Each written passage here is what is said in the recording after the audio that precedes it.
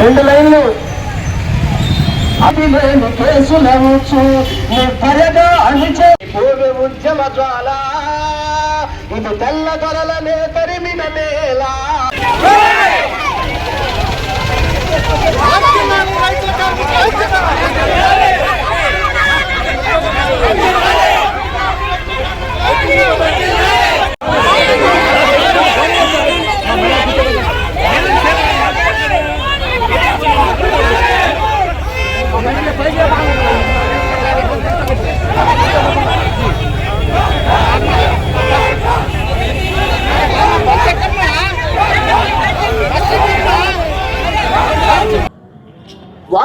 దేశవ్యాప్తంగా కార్మిక సంఘాలు, రైతు సంఘాలు జైలు బారు పిలుపునియటం జరిగింది.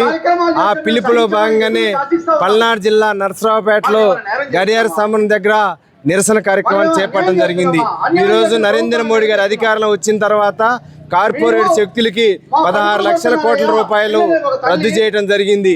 అంతేకాకుండా సంవత్సరానికి 2 కోట్ల ఉద్యోగాలు ఇస్తామని చెప్పి యువతను మోసం చేయడం జరిగింది.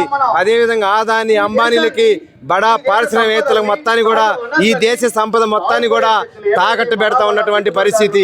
అదేవిధంగా అధిక ధరలు, పెట్రోల్, డీజిల్ ధరలు విపరీతంగా పెంచి సామాన్య మధ్యతరగతి ప్రజలకి అందుబాటులో లేనటువంటి పరిస్థితి. ఈరోజు వచ్చేదినని చెప్పి ఈ దేశంలో ప్రజలు మాత్రం కూడా చచ్చిపోయే పరిస్థితి వచ్చింది. ఏమాత్రం కూడా కేంద్ర రాష్ట్ర ప్రభుత్వాలు ప్రజా వ్యతిరేక విధానాలు అవలంబిస్తూ ప్రజలకి మెరుగైన సౌకర్యాలు కల్పించాలకపోయి ఈరోజు అసౌకర్యాలు కల్పిస్తున్నటువంటి నరేంద్ర మోడీ గారు గద్దె దిగాలి అని చెప్పి ఈ సందర్భంగా తెలియజేస్తా ఉన్నాం. రానున్న కాలంలో కేంద్ర రాష్ట్ర ప్రభుత్వాలు అనుసరిస్తున్నటువంటి ప్రజా కార్మిక వ్యతిరేక విధానాలపైన కార్మిక సంఘాలు, రైతు సంఘాలు పెద్ద ఎత్తున పోరాటాలు కొనసాగిస్తాయని చెప్పి ఈ సందర్భంగా తెలియజేస్తా ఉన్నాం. ఈ రాష్ట్రాల్లో పాల్గొన్నటువంటి 50 మంది రైతులు, కార్మికులందరికీ కూడా పల్నాడు జిల్లా సమితి నుండి విప్లవాభినందనలు తెలియజేస్తా ఉన్నాం.